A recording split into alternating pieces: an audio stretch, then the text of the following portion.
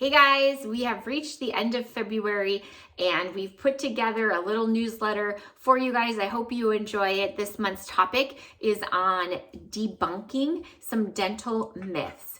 And as I was thinking about this topic, we kind of have some fun with it, so I hope you enjoy it. But the number one, I think, dental myth that I often have to debunk in my practice, based on my experience, is the myth that adults are too old to get cavities, or you have outgrown the age, whatever age that is, to where you no longer should be getting cavities. And so I have this conversation. This comes up a lot with my adult patients after I do an exam and I tell a patient that they indeed have a cavity, and this patient is of adult age. It doesn't matter if it's, middle age or older age, retirement age. My adult patients are always so surprised, and they always say something very similar to the lines of, well, I thought I was too old to get a cavity, or I thought, I thought I outgrew that, which is just really shocking to me. And because in my mind, it almost makes more logical sense that the older we get, similar to other parts of our bodies that kind of, I don't want to say wear out, but they kind of do. I mean, if you look at, like our joints, we get osteoarthritis, and, our brains kind of age a little bit, and our hearts, right? So our mouths are no different. The older that we get, the more I think they're more susceptible or prone to disease.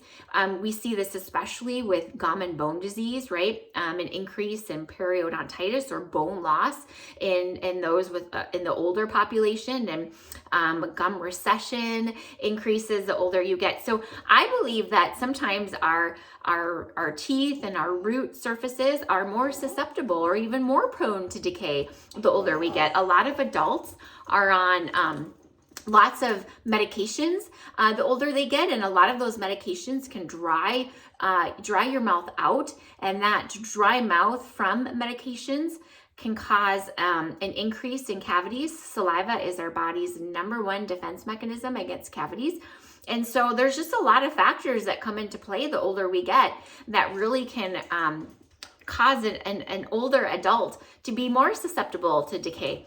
And so I just wanted to kind of debunk that myth for you and explain that doesn't matter what age you are, we are all still prone to the cavities no matter what age we are. So that's dental myth number one I wanted to debunk. And then the second one, and I know you've heard me preach on this before, if you're new to my page, you're new to my practice, or new to what I'm about, maybe you haven't heard, but there's a common myth, even in the dental profession itself, and certainly outside of it, that silver fillings or amalgam fillings do not cause any harm, or they're not damaging to your body. And I just want to take just a few seconds to debunk that myth.